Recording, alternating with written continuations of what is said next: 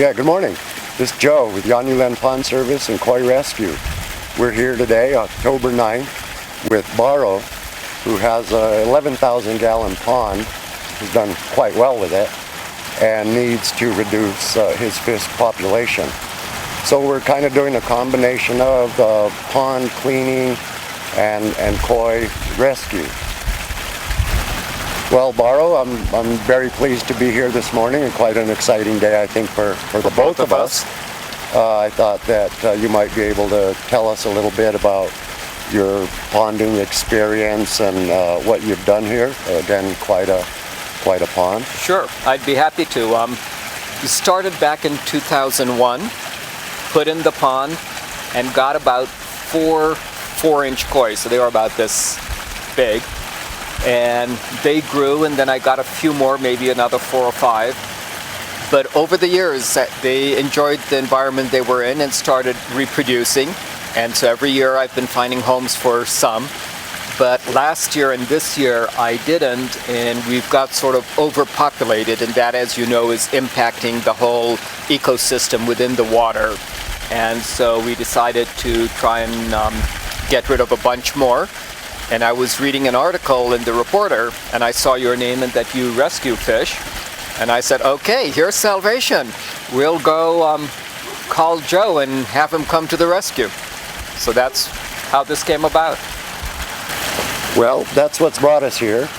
And now we'll get into a little bit of the job at hand. Again, we're doing a combination of pond cleaning and water removal. We'll do some vacuuming. Clean out the waterfall weirs. There's a lot to do. We'll be distributing in the neighborhood of 5,000 gallons to the landscape on the property. Again, that'll take a little managing. Let's see how we do.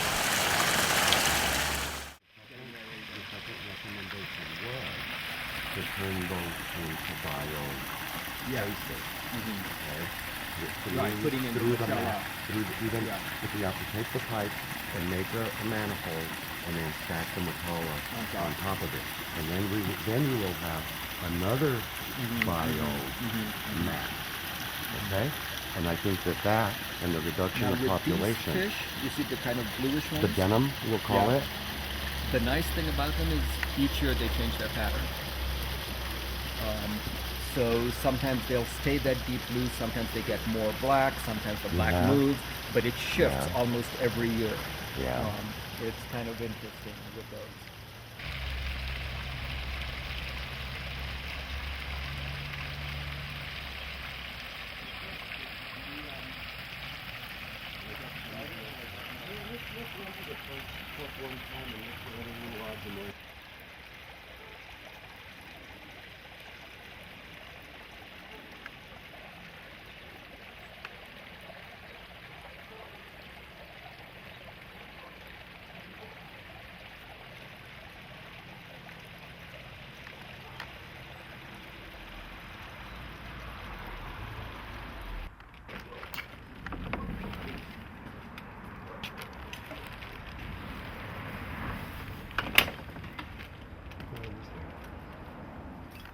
Oh, are you helping with the landscaping?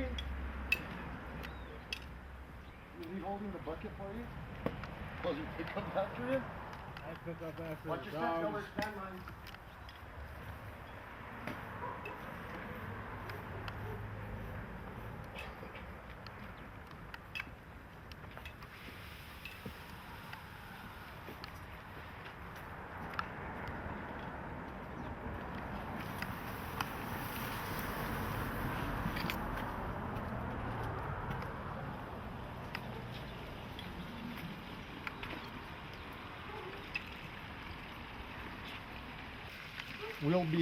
We'll be shutting off the waterfalls and begin washing all the algae and such back into the fall so that we can vacuum it out and not allow it into the pond. We'll do the same thing on both waterfalls. I will begin vacuuming, and also as a form of dropping the pond level. We have a portion of the pond over here, I can't quite tell, approximately a third of the pond, that is only at about a 2-foot depth right now. I will go ahead, go in there and begin vacuuming that level and discharging the water throughout the landscape. Yeah.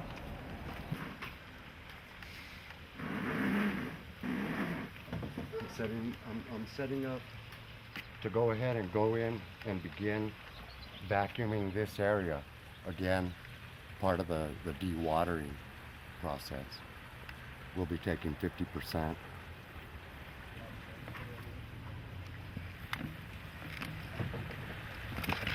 Well, what's been developed here, and I will say, with help of a young man at a local pond store, we've taken a solids handling pump and attached a bulkhead to it, and the fittings to accept all the fittings off of my wet dry vac. Things do get adjusted a little bit in the sense that like you see this head here, well, we have gone ahead and cut it out so that it will remain passive while we work the bottom. It won't stick itself to the floor. It's worked very well for me already. A little bit trouble with pine needles. Tree branches obviously do have a tendency to clog it up. Fairly easy to get it going again. We're moving about 3,600 gallons per hour, so it's a fairly powerful pump.